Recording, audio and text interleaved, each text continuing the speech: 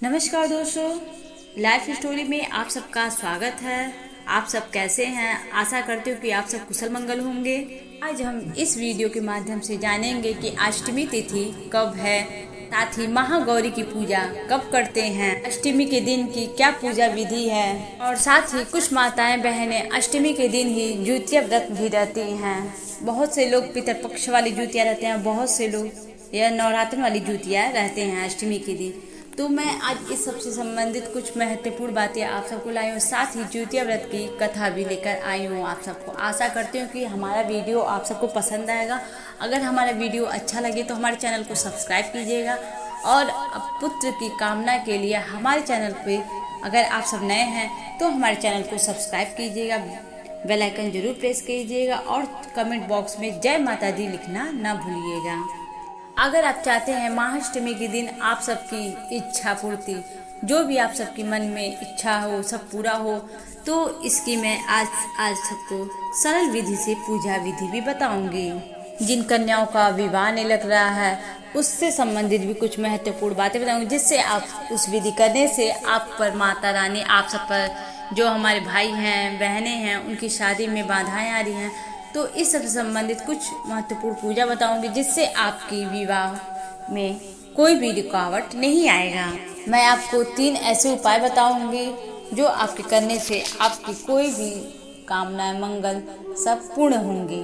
सबसे पहले मैं आप सबको बताना चाहती हूँ कि अष्टमी तिथि 22 अक्टूबर को मनाया जाएगा, दिन रविवार को। तो लोग 2 दिन का व्रत रहते हैं, एक प्रतिपदा के दिन रहते हैं और एक अष्टमी तिथि को रहते हैं, वो ऐसे रहेंगे। और जो माताएं बहनें 9 दिन भाइयों रहते हैं, 9 दिन का उपवास रहते हैं, वो नवमी तक रहेंगे यह व्रत, आप सब याद रखिएगा। और जो माताएं बहनें ज्योतिया व्रत रखती हैं वो अष्टमी तिथि को ही ज्योतिया व्रत करती हैं। तो ये तो आपको मैंने बता दिया कि कब आप सबको रहना है व्रत।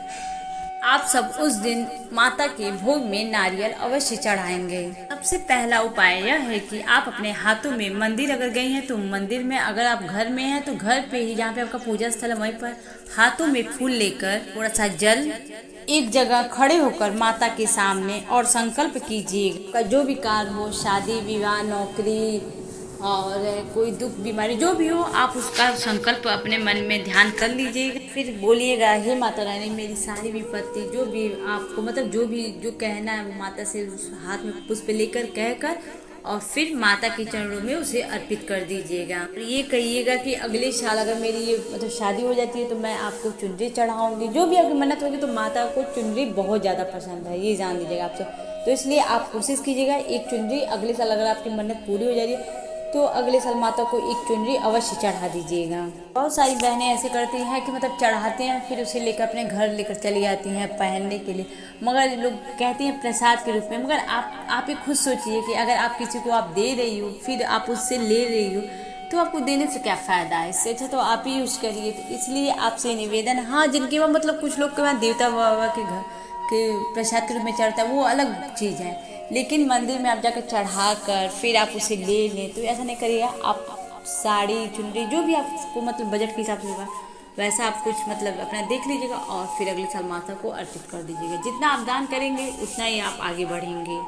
दूसरा नियम यह है कि संकल्प यह लीजिएगा कि हे माता मेरा ये कार्य सिद्ध कर दीजिए, मैं आपका 9 दिनों का पाठ डेली पढ़ूंगी, डेली अपने घर में करूंगी 9 दिन का पाठ।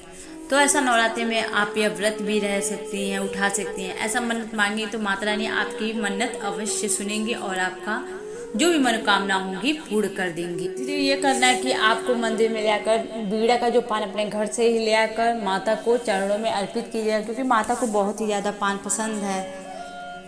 पान में लौंग इलायची अवश्य रख दीजिएगा, थोड़ा सिंदूर भी लगाकर माता के चरणों में स्पर्श करके उसे लाकर अपने घर में किसी पूजा के रूम में रख दीजिएगा। जब तक आपका कार्य पूर्ण नहीं हो सकता तब तक आप उस पान को अपने पास रखे रहिएगा। लाल कपड़े में बांध कर रख दीजिएगा।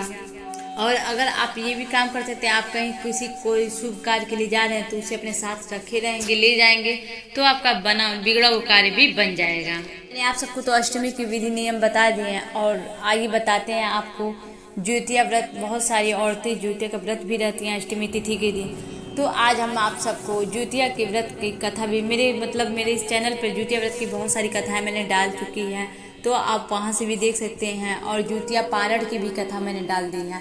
तो आइए फिर सुनते हैं माता रानी के जूतिया व्रत की कथा।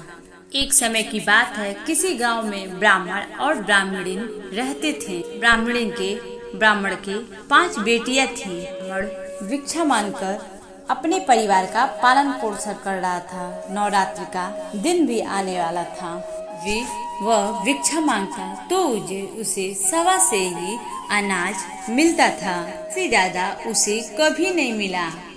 सारा अनाज वह अपने घर लेकर आता तो उसकी 5 बेटियां रोटी बनाकर पेट भर खाना खा लेती थी और आधी आधी रोटी ब्राह्मण और ब्राह्मणी के लिए छोड़ देती थी। एक दिन ब्राह्मण अपनी पत्नी से बोला, आज मैं जो अनाज लेकर आऊंगा में से आधा अनाज बेटियों को दे देना, बाकी आधा रख लेना। जब वह सब सो जाएंगी तब हम रोटी बनाकर पेट भर खाकर सोएंगे। ब्राह्मण की यह बात उसकी छोटी बेटी सुन लेती है। जाकर अपने सारी बहनों को यह बात बता दी। एक दिन वह 5 आधे अनाज का भोजन खाकर 5 सोने चली गईं। किसी ने बेलन, किसी ने चकला, किसी ने तवा, परात तो कोई आटे की चलनी हाथ में अपने साथ लेकर सो गईं।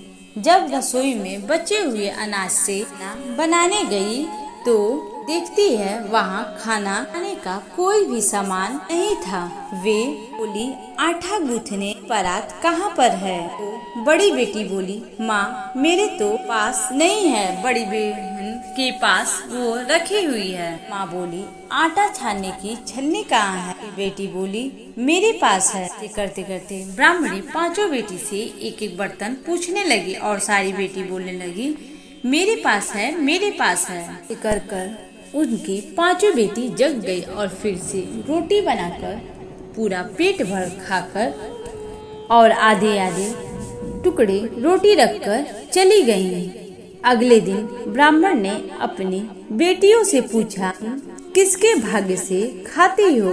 तीनों बेटियां बोली, पिताजी हम आपके भाग्य का खाते हैं। तो दोनों छोटी बेटियां बोली, मैं तो अपने भाग्य से खाती हूँ। सुनकर ब्राह्मण को बहुत ही ज्यादा दुख हुआ। रात कर मैं भिक्षा लाता हूँ और यह करिए कि मैं अपने भाग्य से खाता हूँ। अगले दिन ब्राह्मण बोला कि उसे थोड़ा गुस्सा भी आ गया था, इसलिए वह बोला, चलो मैं तुम दोनों को तुम्हारे मामा के घर ले चलता हूँ। ब्राह्मण दोनों बेटियों को अपने साथ लेकर चला गया। जंगल में उन दोनों को आम के पेड़ के नीचे बैठा कर कहता है, तुम दोनों यहाँ बैठो, मैं तुम्हारे लिए पानी लेकर आता हूँ। दोनों बेटियों को वहाँ छोड़कर ब्राह्मण अपने घर वापस आ जाता है।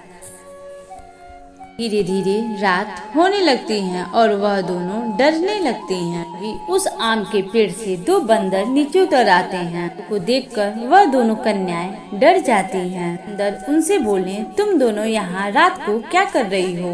दोनों बोली, हमारे पिता यहाँ हमें बैठाकर चले गए हैं, अभी आते होंगे। बंदर बोले, यहाँ पे जंगली जानवर आते हैं, वह तुम्हें खा जाएंगे। हमारे साथ सामने वाले गुफा में, वहाँ पे तुम दोनों रात बिता लेना। बहनें बंदरों के साथ रात बिताने उस गुफा में चली गईं। जाकर वह दोनों देखती हैं कि गुफा के अंदर तो बहुत बड़ा महल है। चारों तरफ हीरे मोती जगमगा रहे हैं। यह देखकर बंदरों से वह दोनों पूछने लगी, आप कौन हैं? बंदरों ने बताया कि हम दोनों राजकुमार हैं। एक साधु ने हमें श्राप दिया था, इसके कारण हम बंदर बन गए। हमारा नगर इस जंगल की धरती के नीचे समा गया। कन्याओं ने पूछा, तुम्हारा यह श्राप कैसे छूटेगा? उन्होंने बताया कि साधु ने कहा था, तुम दोनों किसी ऐसी कन्या से विवाह कर लो 12 वर्ष की उम्र से ही जूतिया का व्रत करती हो, तुम दोनों का श्राप टूट जाएगा। तुम दोनों को वापस अपने राजकुमार का शरीर जाएगा। दोनों कन्याएं उन बंदरों से विवाह करने के लिए तैयार हो गईं। शादी होते ही वह दोनों राजकुमार के रूप में आ गए और बंदर से श्राप से मुक्त हो गए। वह दोनों बहनें राजकुमारी बनकर महलों में रहने लगी। कुछ साल बाद पुत्रिका का व्रत आया। बहनों ने श्रद्धा पूर्वक जितिया का व्रत किया। वाहन भगवान के आशीर्वाद से कल की जगह उनका महल वापस आ गया। देखकर दोनों राजकुमार बहुत ही ज्यादा खुश हुए और वह दोनों समझ गए कि ज्योतिवाहन भगवान की कृपा से राजपाट धन दौलत हमें फिर से वापस मिल गया। इस तरफ ब्राह्मणी को अपनी छोटी दोनों बेटियों को बहुत ही ज्यादा याद कर रही और अपने ब्राह्मण से बोली, पूरे 2 साल हो गए हैं बेटियों को उनके मामा के घर ले गए हुए, कर उन्हें वापस लेकर आइए। ब्राह्मण अपने मन में सोचने लगा कि अब तक तो उन दोनों को जानवर खा चुके होंगे। की बात सुनकर वह जंगल की ओर चल पड़ा।